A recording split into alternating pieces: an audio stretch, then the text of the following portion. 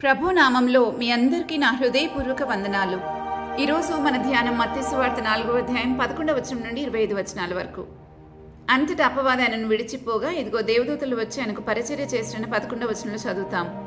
ఈ వచనాన్ని చదివినప్పుడల్లా నాకు ఒక అద్భుతమైన విషయం గుర్తొస్తుంది. అదేంటంటే, శోధించబడిన తర్వాత దేవుని వల్ల మనకు మెప్పు, ఘనత, మహిమ, జీవ కిరీటం ఇవి మాత్రమే కాదు గాని ఒక గాయపడిన వారిని ఎంత సున్నితంగా మనం చూస్తామో అలాగే శోధనలో నిలిచి బయటకు వచ్చిన వారిని కూడా దేవుడు అంతే సున్నితంగా చాలా జాగ్రత్తగా చూసుకుంటారు. అందుకే అనుకుంటాను ఇక్కడ దేవదూతలు వచ్చి పరిచర్య చేసినట్లుగా రాయబడింది.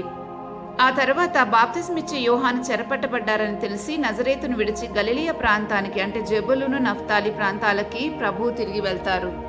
ఇక్కడికి వెళ్ళడానికి గల ముఖ్య కారణం అర్థం చేసుకుంటే మనకు అప్పుడు తెలుస్తుంది అసలు దేవుడు తన మాటను నెరవేర్చడానికి ఎంత త్వరపడతారో, సహాయం చేయడానికి ఎంత ఇష్టపడతారోనని. మత్తయి రాస్తూ ఉన్నాడు, మన ప్రభు అక్కడికి వెళ్ళడం యెషయా ప్రవచనం యొక్క నెరవేర్పు అని. యెషయా పుస్తకం 9వ అధ్యాయం 1 నుంచి 6 వచనాలను చూస్తే, ఆయనను వేదన పొందిన దేశమందు మబ్బు నిలవలేదు, పూర్వకాలమైన జెబూలును నఫ్తాలి దేశమును అవమానపరిచెను, అంత్యకాలమున ఆయన సముద్ర ప్రాంతమున అనగా యోర్దాను అద్దరిని అన్యజనుల గలిలయ ప్రదేశమును మహిమగలదానిగా చేయుచున్నాడు. చీకటిలో నడుచు జనులు గొప్ప వెలుగును చూచుచున్నారు, మరణఛాయగల దేశ నివాసుల మీద వెలుగు ప్రకాశించును అని వారి సంతోషం వృద్ధి చేయబడుతుందని రాస్తూ 6వ వచనంలో ఏలైనగా మనకు శిశువు పుట్టెను, మనకు కుమారుడు అనుగ్రహింపబడెను అని ప్రవచిస్తాడు యెషయా. ఇక్కడ 2 విషయాలు గమనించాలి. ఒకటి, యేసుక్రీస్తు పరిచర్య మొదలు పెట్టగానే వెళ్ళవలసిన స్థలం గలిలయ ప్రాంతం అని రాయబడింది. రెండవది, జబులును నఫ్తాలి అశూరుల చేతికి బందీలుగా అప్పగింపబడి చాలా వేదన పొందినట్లు మనం రాజుల 2వ పుస్తకం 15వ అధ్యాయం 28 నుండి 30 వచనాల వరకు చూస్తే మనకు అర్థమవుతుంది. అందుకే వీరెంతో వేదన పొందినవారు కాబట్టి ఇందాక మనం చదివినట్లు యెషయా పుస్తకం 9వ అధ్యాయం 1వ వచనంలో వేదన పొందిన దేశమందు మబ్బు నిలవలేదు అని ప్రవచిస్తాడు. ఆ ప్రవచనం యొక్క నెరవేర్పు జరిగిందని మత్తయి రాస్తూ ఉన్నాడు. బాప్తిస్మిచ్చే యోహాను కాలంతో ధర్మశాస్త్ర కాలం ముగించబడిందని లూకాసు వార్త 16వ అధ్యాయం 16-17 వచనాల్లో ప్రభువే అంటారు. కాబట్టి రాజ్యసువార్త ప్రకటించవలసిన టైం వచ్చినప్పుడు వెంటనే ప్రభువు గలిలియ ప్రాంతానికి వెళ్తారు.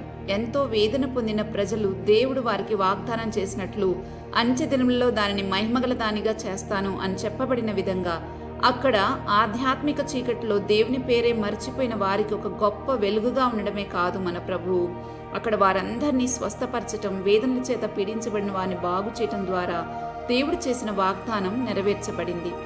అది ఈ అధ్యాయం చివరి వచనాలు 23 నుంచి 25 వచనాల వరకు చదివితే మనకు అర్థమవుతుంది.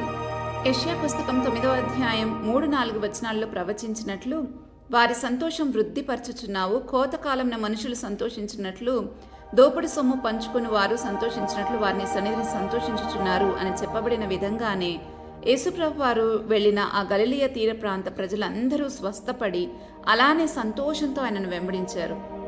అందుకే యేసుప్రభు వారు యోహాను సువార్త 5వ అధ్యాయం 36వ వచనంలో అంటారు, నేను నెరవేర్చుటకై తండ్రి ఏ క్రియలు నాకు ఇచ్చి ఉన్నారో అవే చేస్తున్నానని చెప్తారు. ఇంకొక చోట అదే యోహాను సువార్తలో 12వ అధ్యాయం 49వ వచనంలో ఏమంటారంటే, నేనేమనాలో ఏం మాట్లాడాలో నన్ను పంపిన తండ్రి నాకు ఆజ్ఞ ఇచ్చినట్లుగానే చేస్తున్నాను అని చెప్తారు. కాబట్టి యేసుప్రభు వారు ఆ ప్రాంతానికి వెళ్ళాలి అన్నది తండ్రి ఆజ్ఞ, రాయబడినట్లుగానే వెళ్ళారు. దీనంతటితో మనం తెలుసుకోవాల్సింది ఏంటంటే, ఒకటి, వేదనలో ఉన్న వారిని బయటకు తీసుకురావడం అనేది ఎప్పటికీ మన ప్రభు యొక్క తక్షణ కర్తవ్యం. దాన్ని ఆయన అలాగే తీసుకుంటారు. అయితే దానికి మనమేం చేయాలి అనంటే మారు మనస్సు పొందుకోవాలి. అప్పుడు మాత్రమే ఆయన మనల్ని వేదనల నుంచి విడిపించగలరు. అంటే ఆ వేదనలకు కారణమైన విషయాలు, ఆ కారణాలను పరిశీలించి ఒకవేళ దానికి మనమే కారణమైతే తప్పు తెలుసుకుని పశ్చాత్తాపడాలి. అలా పడితే త్వరగా ప్రభు బయటకు తీసుకుని రాగలరు. 2, ఆయన ఆలోచనలు సదాకాలం నిలిచి ఉండేవని కీర్తనలో రాయబడింది. అందుకు మన ప్రభు టెంపరరీ సొల్యూషన్స్ చెప్పరు, పర్మనెంట్ సొల్యూషన్నే చూపిస్తారు. దాన్ని మనం గుర్తించాలి. 3, మన ప్రభు ఏది విన్నారో అదే చేశారు అని యోహాను సువార్తలో పైన చూశాం కదా. మనకి ఆయనే మాదిరి, మనం కూడా ప్రభు ఏమి చెప్పారో అదే చేయాలి. చాలాసార్లు మనం మన నోటితో ప్రకటిస్తూనే ఉంటాము, కానీ హృదయమేమో దానికి చాలా దూరంగా ఉంటుంది. మరి ఈరోజు మనది ఎట్లుందో మనల్ని మనం పరీక్షించుకోవాలి. దేవునికి హేయమైన వాటిల్లో కపట ప్రవర్తన ఒకటి. అలా చేస్తే మనల్ని మనమే మోసం చేసుకున్నట్లు. ఇంకా ఆ తర్వాత వచనాలకు వస్తే 17వ వచనంలో, అప్పటి నుండి యేసు పరలోక రాజ్యం సమీపించున్నది గనుక మారుమనసు పొందడని చెప్పుచు ప్రకటింప మొదలుపెట్టినని రాయబడింది. యోహాను, యేసుప్రభు వారి శిష్యులు ఈ ముగ్గురు ఇవే మాటల్ని ప్రకటించారు. యోహాను అంటే ఇక్కడ బాప్తిస్మిచ్చే యోహాను గురించి చెప్తున్నాను. బాప్తిస్మిచ్చే యోహాను కూడా మొట్టమొదట ఇదే విషయాన్ని పరలోక రాజ్యం సమీపించినది గనక మారు మనసు పొందుడి అని ప్రకటించడం మొదలుపెట్టాడు. అలాగే యేసుప్రభు వారు, అలాగే శిష్యులు, ఈ ముగ్గురు కూడా ఇవే మాటల్ని ప్రకటిస్తూ వచ్చారు. మారు మనస్సు గురించి, పరలోక రాజ్యం గురించి మనం గడిచిన ధ్యానంలో చూసాము.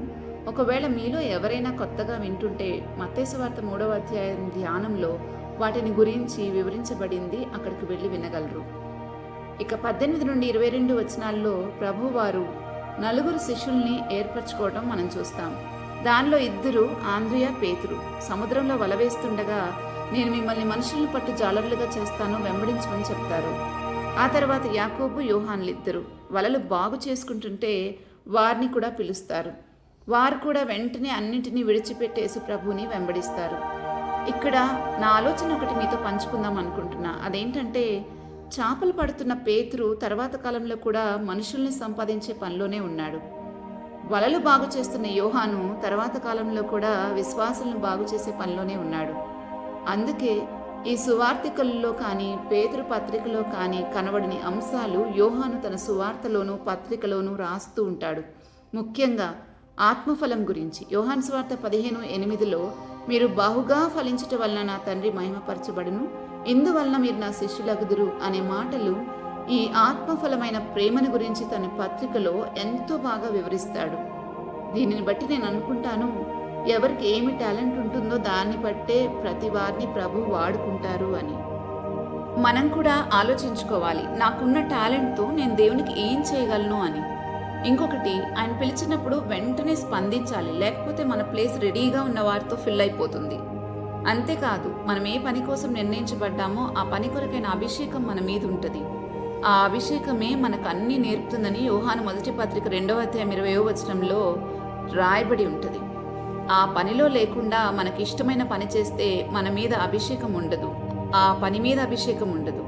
ఆ అభిషేకం లేని చోట మనకు కాపుదల ఉండదని గ్రహించాలి. ఎందుకంటే దేవుని వాక్యం సెలవిస్తుంది, కీర్తన 105, 14, 15 వచనాల్లో అభిషేకించిన వారిని ముట్టకూడదు అని.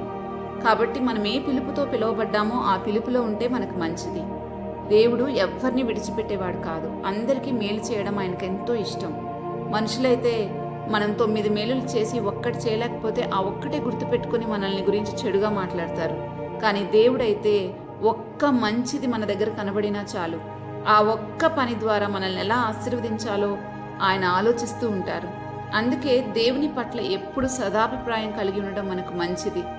ఒక్కటి కనపడినా చాలు, ఆయన ఆశీర్వదించడానికి ఏమాత్రం వెనకాడరు. మరి ఆలోచించుకోవాలి మనం ఎట్లున్నామో. ప్రార్థించుకుందామా?